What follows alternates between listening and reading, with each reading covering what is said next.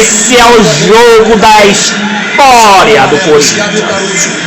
Estou aqui com o braço ralado que eu caí da escada. Não sei se vocês conseguem ver. Por causa do gol. Aqui está o Mineiro.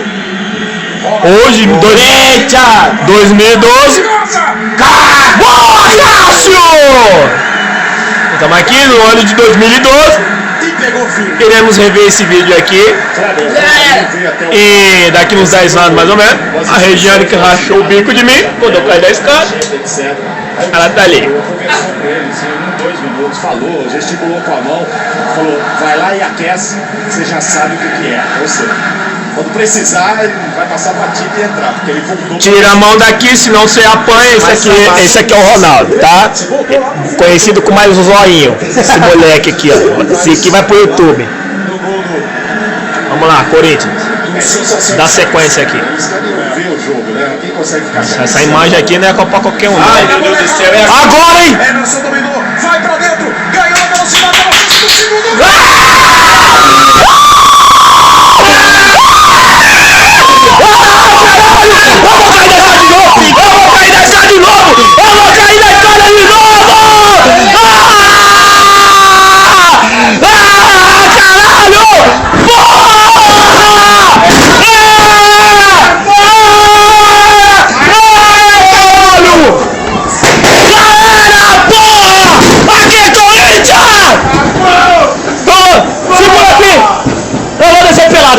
Agora eu vou descer pelado da escada. Agora eu vou, Mineiro. Calma aqui.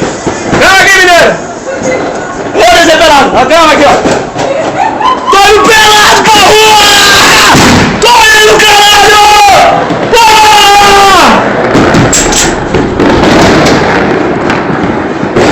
Aqui é Corinthians, caralho! Segura, porra!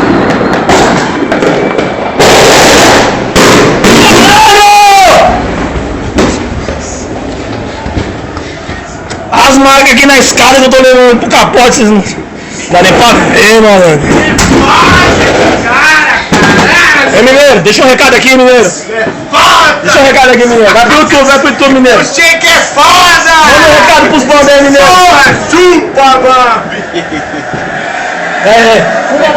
Recado aí, filha da puta, vai pro YouTube. Chupa a boca! Aí, caralho. Pega o pano lá. Eu quero pão!